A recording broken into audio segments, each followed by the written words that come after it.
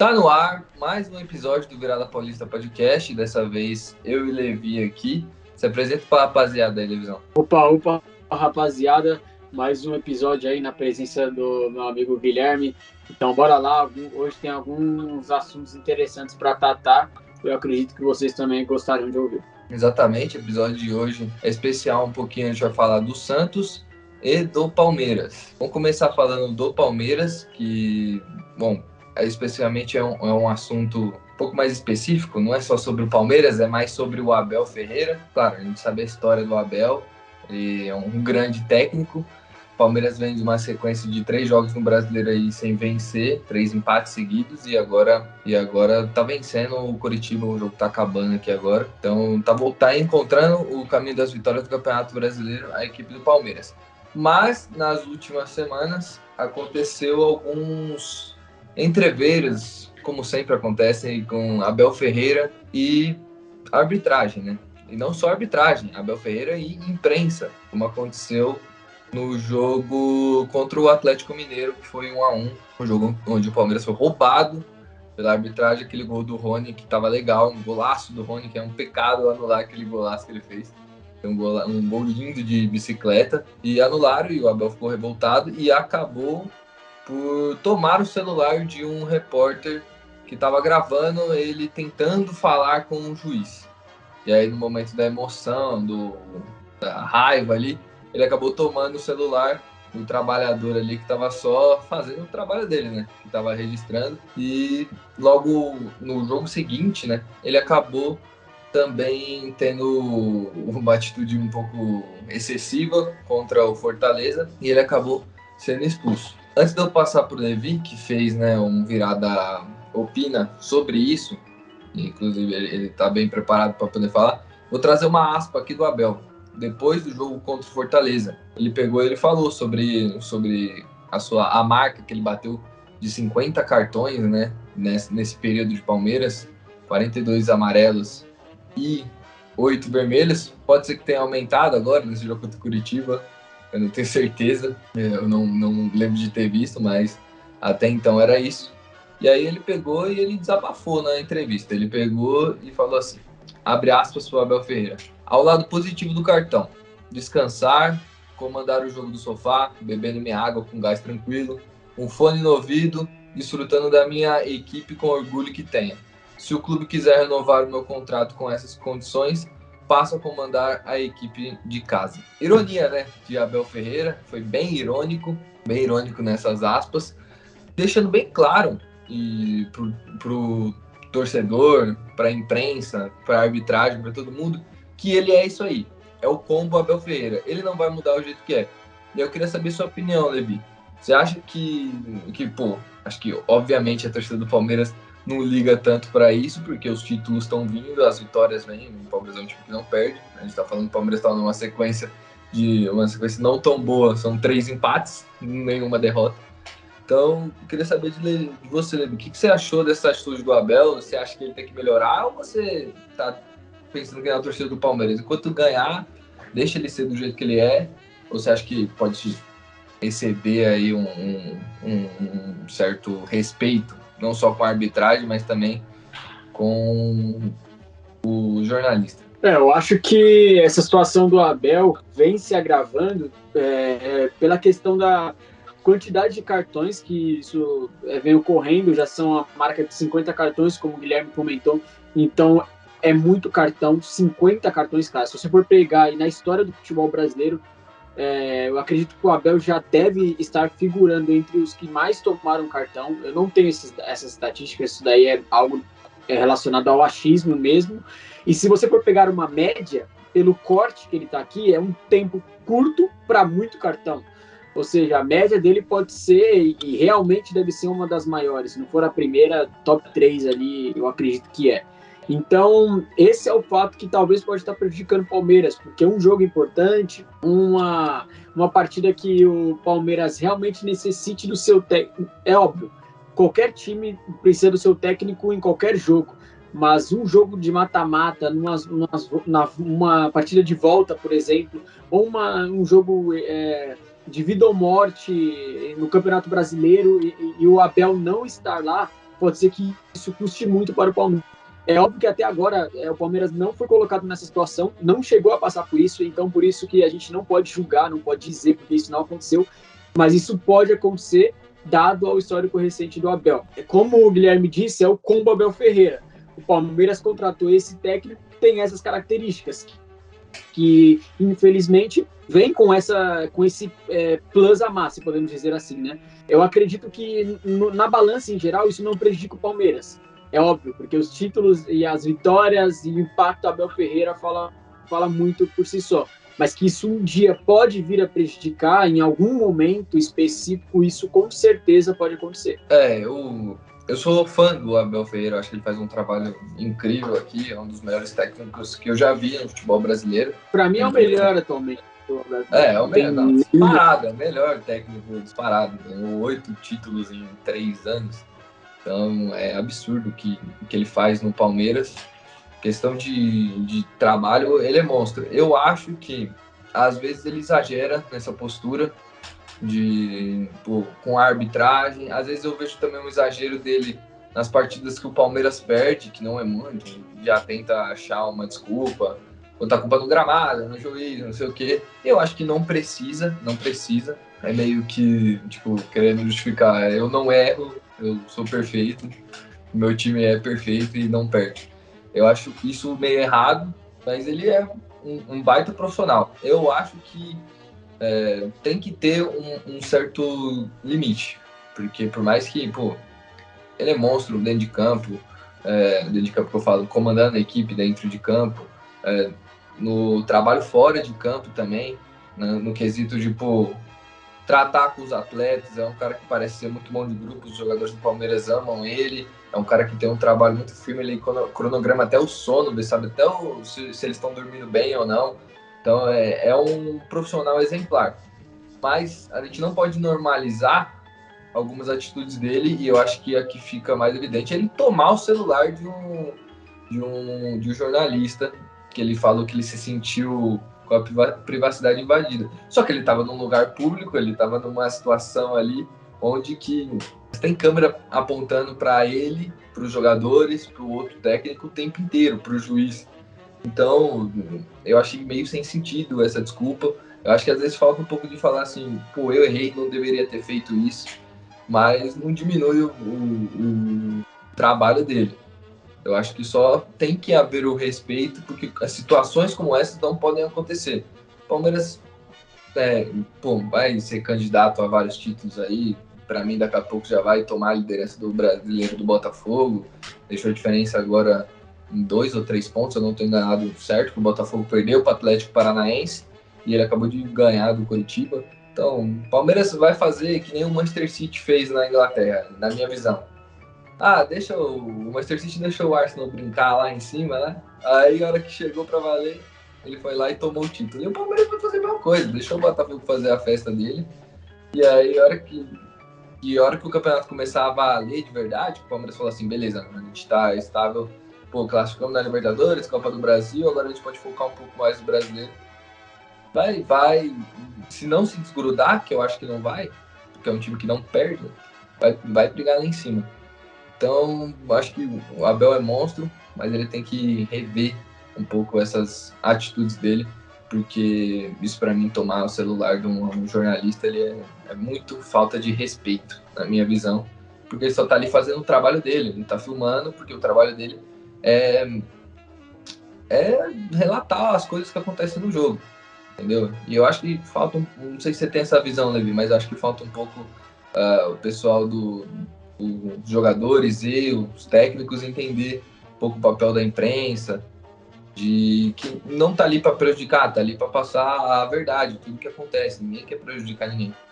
Tem mal intencionados, vamos falar a verdade. Mas a missão jornalística é passar o que acontece no jogo, e eu acho que o Abel foi muito mal.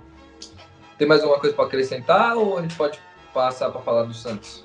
Não, a gente pode já passar aí. Eu acho que você falou tudo que deveria falar e aquilo que o torcedor do Palmeiras deveria escutar, uma outra visão também. Acredito que é o que a gente também está tentando passar aqui. Obviamente colocando de lado o extraordinário técnico que o Abel é, e é um dos melhores que eu já vi no Brasil e atualmente disparado é o melhor técnico. Pelo jeito a gente vai ver muito tempo no Brasil, porque ele recusa qualquer especulação de ir para clube da Europa ou seleção. Então, ele parece que gosta muito de ficar no Palmeiras e é merecedor do tamanho que ele ficou na história do clube e na história do futebol brasileiro. Vamos falar agora do Peixão. Peixão que, para mim, vive uma fase conturbada. Chegou a 6 jogos sem vencer.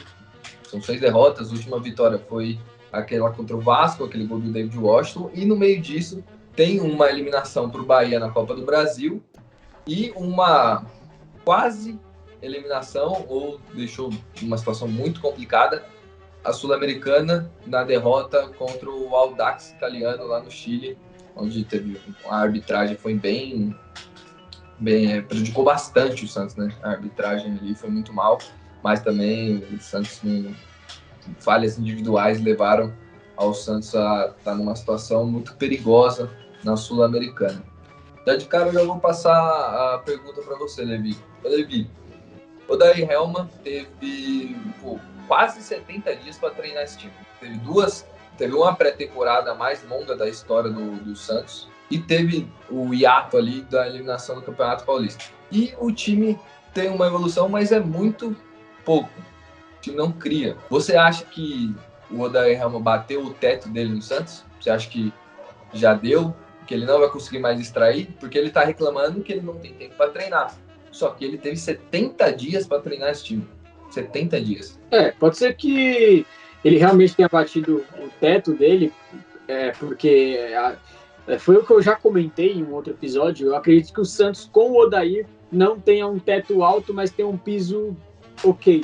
Se você for pegar em média aí os times brasileiros, no geral, que costuma não dar muito tempo para o seu técnico. Aqui isso não é uma cultura, infelizmente, eu acredito. Eu acredito que os técnicos deveriam ter mais tempo no modo geral.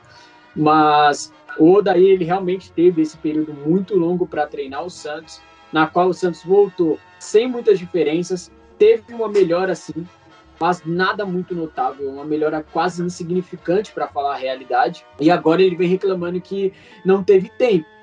Bom, realmente eu entendo o Odair por um lado, porque o calendário do Brasil é muito apertado, então não dá para você ter um grande tempo, então você joga na quarta-feira, joga no sábado, joga na quinta, joga no domingo, e é semana após semana, então você não vai ter um tempo realmente entre semanas para poder treinar o seu time.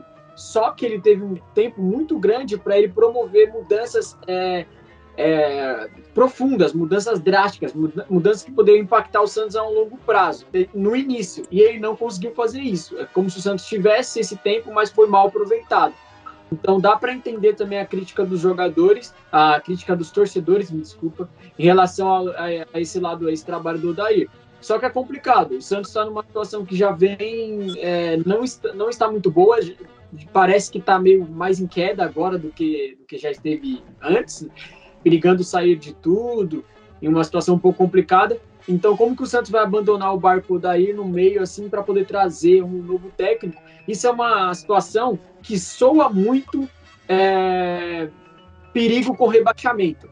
Então, se você toma uma atitude dessa como dirigente, como presidente, está colocando ali seu time no 880. Ou pode realmente melhorar de vez, como a gente já viu acontecer na Europa, por exemplo, com o Chelsea, do Frank Lampard, que foi eliminado, que foi demitido, e aí trouxeram o Tuchel, e o Chelsea naquela temporada sem muitas expectativas, com muitos jogadores novos, foi campeão da Champions League. Porém, igual o Sevilha agora, né? Zona de rebaixamento com o São Paulo, ele demite, traz o técnico, campeão da Liga Europa, tá na Champions League da próxima temporada. Pois é, porém, o mais comum, e principalmente aqui no futebol brasileiro, é você trocar o seu técnico e o barco, ao invés de declinar, ele continuar caindo muito, muito forte. Então, eu acredito que é uma situação difícil do Santos, que eu, particularmente, sendo presidente e dirigente, eu não trocaria o Odair. Eu manteria o Odair até o final da temporada, e aí sim, com maior planejamento, eu já programaria a troca de técnico antes do início da próxima temporada, para que o técnico possa participar de todo o processo de janela de transferências da próxima temporada, venda de jogadores e contratação também, e que possa ter um largo tempo para poder trabalhar com o seu time. Porém, agora eu não demitiria o Odair. Eu acho que eu respeito a sua opinião, mas eu acho um pouco complicado a situação do seguinte. Vamos analisar alguns jogos que o Santos fez nessa temporada. O Paulista foi péssimo, né? A gente viu. Não ganhou de nenhum time de Série A. Não ganhou nem de Série B. De Série B ganhou do Mirassol o primeiro jogo. Mas ganhou daquele jeito, né? Pô, não ganhou do Corinthians, perdeu pro Palmeiras, perdeu pro São Paulo. E o Bragantino era do grupo do Santos, então não jogou. E aí passa para a Copa do Brasil. O Santos pegou Ceilândia e um outro time do Ceará, que eu esqueci o nome, fugiu da minha cabeça. Iguatu não são times. O Santos venceu esses jogos, inclusive o Lucas Lima deu assistências. Aí ficou todo mundo, olha o Lucas Lima, contra a Portuguesa deu assistência. O pessoal já começou a fila para pedir desculpa para o Lucas Lima. Eu confesso que eu acho que tem muito torcedor que não entraria nessa fila. Eu sou um deles, não entraria ainda. Acho que ele não fez nada de absurdo, apesar de ter feito gol contra o Inter agora no último jogo. Mas, assim, vamos pro brasileiro agora, analisar. Jogou... Essa foi a 8ª rodada agora? Foi a 8ª rodada? Acho que sim. Jogou em casa, jogos contra times medianos, times que vão brigar lá embaixo. O América ganhou, depois foi pegar o Vasco fora, ganhou. Vai jogar lá, esses times vão brigar lá embaixo. Aí os 3 times que tem um elenco melhor, que são times melhores, são times que vão ficar na parte de cima da tabela provavelmente. Atlético Mineiro, Palmeiras e Inter. O Santos empatou os 3 jogos. Em 2 não conseguiu fazer gol, Atlético Mineiro e Palmeiras. E um conseguiu fazer contra o Inter, até jogou melhor que o Inter no segundo tempo, não conseguiu fazer o segundo gol para ganhar o jogo. Aí, para mim, começa a ligar o pisca-alerta. Porque o time não consegue fazer gols em times que vão brigar lá em cima. E é muito perigoso. Vai ganhar todos os jogos dos times que estão brigando lá embaixo? Não vai ganhar. Viu contra o Bahia aí na Copa do Brasil, o Santos sofreu para levar para os pênaltis. Na Vila Belmiro, no primeiro jogo foi 0-0, um jogo sofrido, porque o Bahia jogou o time lá atrás e o Santos não sabe o que fazer com a bola. E aí, contra os times grandes, o Santos não consegue ganhar, não consegue disputar, até consegue. Contra o Palmeiras fez um bom jogo, mas não faz gol. Contra o Inter fez um bom jogo, não conseguiu ganhar. O Atlético, o jogo foi mais ou menos, as 2 equipes não jogaram nada. Então, assim, eu acho que bateu o teto. E aí que tá o problema. Você não conseguir ganhar de nenhum desses times em casa, eu acho que fica uma situação muito complicada. O Santos vai pegar o Curitiba agora, próxima rodada. Vai pegar o News Old Boys, depois pegar o Curitiba no Brasileirão. E depois vai pegar o Corinthians, em casa. Você acha que o Santos consegue ganhar do Corinthians? Eu acho que não. Eu acho que é um empate. Eu acho que aí a grande probabilidade de ter um empate é isso. Porque para mim o Corinthians vai retrancar e o Santos não vai conseguir fazer nada. O Corinthians vai tentar um contra-ataque. E o Santos é um time de contra-ataque. Mas não é um time que, você fala, nossa, é mortal no contra-ataque. Não é. Os atacantes... o David tá numa seca de gols aí, porque a bola não chega. A bola não chega. O Soteldo não é fazedor de gol. O Mendonça tá jogando... Quando o Soteldo joga, o Mendonça tem que jogar do outro lado. Ele não rende tanto. O Ângelo não é fazedor de gol. Então eu vejo que o Odair tem um grande problema. Elimina os atacantes do Santos. Elimina o ataque do Santos. Porque ele não sabe fazer esses jogadores render. Ele não sabe. Defensivamente o time evoluiu, beleza, mas ofensivamente é lamentável a situação que vive o Santos. É um time que decepciona a sua torcida ofensivamente. E eu acho que, não sei se para agora demitir o Odair, mas se eu fosse o Eda, né? Primeiro que o Santos nem ia estar desse jeito, segundo que eu já teria mapeado ali algum técnico diferente. Porque não adianta nada demitir o Odair, e trazer o Rogério Ceni, que não é um técnico que, beleza, até tem boas ideias, mas, ele não conseguiu no São Paulo com um time melhor que o do Santos fazer o time andar, ele não conseguiu. Então, eu não traria o Rogério Ceni. Então, tem que buscar um nome no mercado. Não adianta demitir o Odair e trazer um cara nada a ver, com as características parecidas do Odair. Tem que ser um cara que sabe trabalhar com um time jovem, mas também não é tão jovem. E aí o Santos... É difícil falar do Santos, porque a gente não sabe para que lado que o Santos vai, porque é um time muito mal montado, é uma equipe que pode perder 2 jogadores aí jovens nessa janela, e não sei se vai trazer jogadores para suprir. E, Vamos ver o que o Santos vai fazer nessa janela. Eu traria outro técnico. Acho que o Odair bateu no teto dele, não consegue mais tirar nada desses jogadores. Os jogadores não evoluem na mão dele. No máximo o Messias evoluiu, o Dodi vem jogando bem a temporada inteira, mas outros jogadores não conseguem desenvolver. O Lucas Pires, eu não sei mais qual a função dele no time, porque ele não consegue fazer mais nada, ele não evolui, não sai do zero. O Ângelo não sai do zero, o Soteldo também, o time não consegue evoluir com ele. E aí eu mandaria o Odair embora e estaria um outro técnico decente. Qual? Não sei, não é meu trabalho ficar scouteando técnico, é trabalho de quem tá lá. Fazer o scout dos técnicos, vai na América do Sul aí, na Argentina, pô, sei lá, no Santos até tentou, né, mas pô, trouxe um cara que não faz sentido. Fortaleza achou o Vojvoda do nada, o Palmeiras achou o Abel lá no PAOK. Procura. É trabalho do Santos fazer isso. Tem mais uma coisa para acrescentar aí, Levisão, essa fase ruim do Santos aí? Eu não tenho mais nada para acrescentar, acho que isso do Santos é meio, como eu posso dizer, dá até um sono, entre aspas, para falar do Santos, porque não tem muito nem, ultimamente, não tá muito legal de comentar, o Santos é meio sonolento mesmo. Esse time do tipo Santos o Camacho jogando, né? Esse time do Santos é sonolento, técnico sonolento, jogadores sonolentos, tudo sonolento, é um sono danado. Praticamente é isso que define o Santos. Porque não é uma coisa horrorosa, mas também não é uma coisa maravilhosa. Então, e nem é boa. Então é um sono. A definição é um sono. É um puro tédio. Assistir o Santos, acompanhar o Santos, fazer tudo do Santos é um sono. Então é basicamente isso. Nada mais a acrescentar, só isso aí. É isso aí. Concordo que tem horas que realmente dá muito sono, dá tédio de ver o jogo do Santos, porque o Odair é um técnico que traz isso, né? Mas ele não está trazendo mais os pontos. Se trouxesse pontos junto com um futebol não tão vistoso, acho que a torcida até aceitaria.